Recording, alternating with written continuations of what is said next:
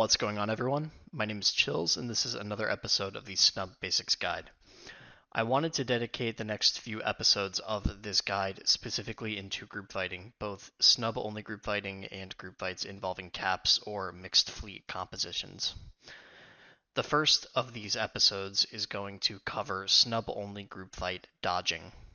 So the way this video is set up is it's going to briefly cover how to dodge in a group fight, what the objectives are, and some different techniques to making yourself survive longer, as well as some demonstrations both in the first person and third person view to see how proper dodging should look in a group fight scenario.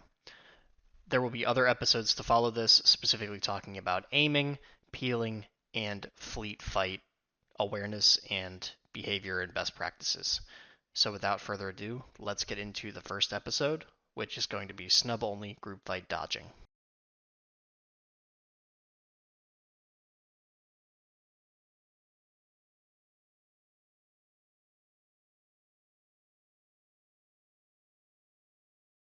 Okay, let's talk about group fight dodging. Our main goal with dodging in group fights is to survive as long as possible and buy our team as much time as possible to kill their target. Remember that group fighting typically involves everyone shooting at one target on either side, and it's a race to kill the target. So if you are the target, you want to make sure that you are buying your team as much time as possible to kill theirs, and then giving them a chance to come help you out after their target is dead. There's a couple ways to do this, but the main concept is that we want to keep them as far away from us as possible. It is very important that you keep the bottom left HUD on your screen open. The reason that we keep the HUD on this screen open is that we can track the distance that enemy ships are in proximity to us. This is the most important concept of dodging. To actually dodge, what we want to do is we want to dodge in a general linear direction away from our teammates. We want to get as far away from our teammates as we can. The reason we want to get as far away from our teammates as we can is that typically when you are dodging in a group fight, you are likely dead in a larger scale. So what we want to do is if we do die, we want to make sure that it takes a long time for the other team to get close enough to help the person that your team is shooting. So we're going to thrust and dodge in a straight line. It's also important that we are in engine kill, and I will go through that here shortly. But we're going to dodge in a straight line away from blue station here. And you're going to see on my screen a keyboard overlay that goes through my mouse presses as well as my keystrokes when I'm dodging. So when I'm dodging, I want to be thrusting and I want to be moving my mouse in kind of erratic directions to throw off everyone's aim. Some people like to do circles, big circles like this, small circles like this.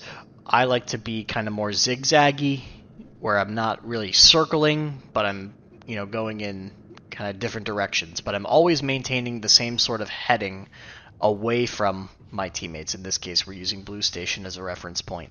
What will happen naturally is that the fighters that are chasing you are naturally going to get closer and closer and closer because they don't have to dodge. They don't have to keep moving in different directions, whereas you do. So they're going to get closer over time. So what's important is that once they get past a certain point, they get close enough, we need to throw them off of us. There's a couple ways we do this. For me, my indicator that fighters are too close is if they are 200 or less here. If they're 250 or 260, that's okay. But if they're 205, 195, 185, anything in the 100s, you need to be changing direction and getting them off of you. I like to do this using my reverse thrust and my inner strafe. So what I'll do is, let's say we're dodging towards blue station this time, and we find that they're getting too close. I'm going to turn to the right and strafe to my left, like normal, but then when I reverse thrust, I'm then going to strafe in the same direction as my turn. So let's watch it in full speed to see how it looks.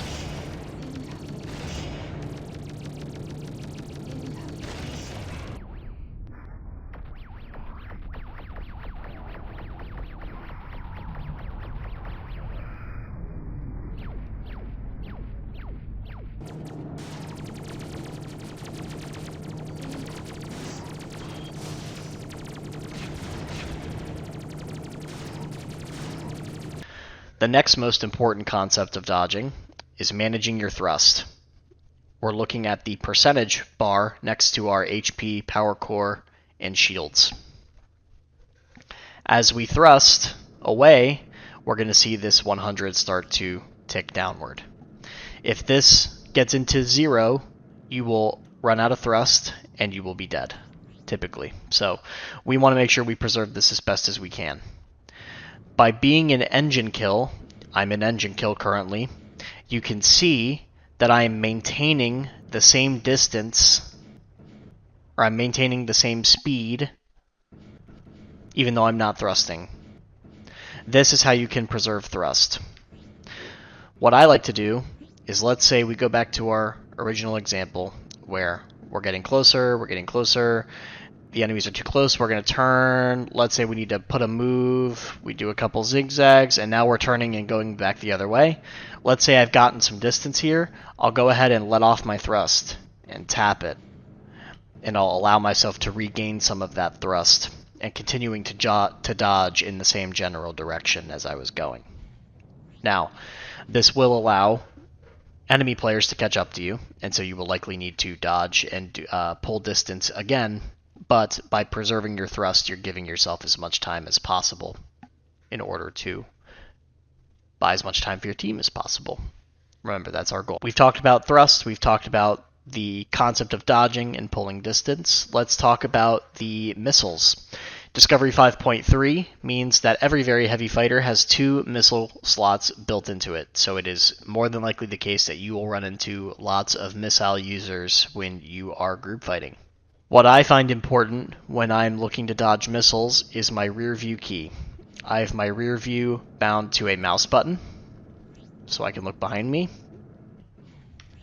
You can find the rear view key in your user interface under Controls, under Rear View, mouse 5 in my case.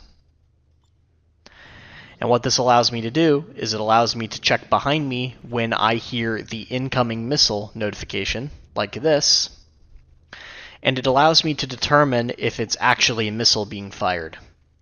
What can happen in a group fight is players will often use their cruise disruptors, because the cruise disruptor is technically a missile. It will give you the audio notification of an incoming missile, and you will use your countermeasures preemptively. This is the most important tool to dodge missiles, are your countermeasure flares. If they can bait out a flare using a cruise disruptor, keep in mind that you're on cooldown for a few seconds, they can use that time to launch their own missiles, and you cannot countermeasure effectively. So when you hear the incoming missile notification, look behind you to see if it is an actual missile or if it's a cruise disruptor. If it's not a cruise disruptor and it is a missile, go ahead and pop your flares. It is highly, highly recommended that instead of using the advanced or the improved countermeasures, you use the standard countermeasure dropper. The reason for this is because the standard countermeasure gives you double the ammo, where you get 50 instead of 25, and it gives you a 2-second lower cooldown. So instead of 7 seconds on the advanced, it's 5 seconds on the standard. So you get a lower cooldown and a higher ammo count. Now, your percentage chance of decoy goes down, so you will get more countermeasure failures. Countermeasures do not have a 100% block rate on missiles, but you only lose about a 10% success chance going from, I believe it's 80 to 70 or 75 to 65 if I look at it here. So you go from 80 to 70 when it comes to dropping to the normal countermeasure. 70% is still very, very strong, and I would highly recommend using the normal countermeasures because you will thank me for the increased amount of flares you have. In a longer group fight, you will run out of 25 flares very, very quickly when you consider that each player has anywhere from 80 to 120 missiles on each ship. Let's say you're out of flares, or your flares are on cooldown and someone launches a missile at you. If you're doing your standard dodging, instead of moving quickly in short, fast mouse movements, try to increase the duration of your turns to where you're taking longer sweeping angles, and this will help to throw the missile off of its trail. Now, remember that this will put you closer to gun range, so do this with caution. Make sure you're always tracking the distance at which enemy players are shooting you, because you may need to pull distance if you do that for too long. The last part of dodging that I want to cover is making sure you use all of your nanobots and shield batteries. This is extremely important when it comes to survivability. I like to use nanobots somewhere around the quarter to 1/2 hull mark when I am dodging. You can use them earlier, you can use them later. If you use them later, do so at your own risk. I would prefer that more players use them earlier because it's more important that you use all of them than use them last minute.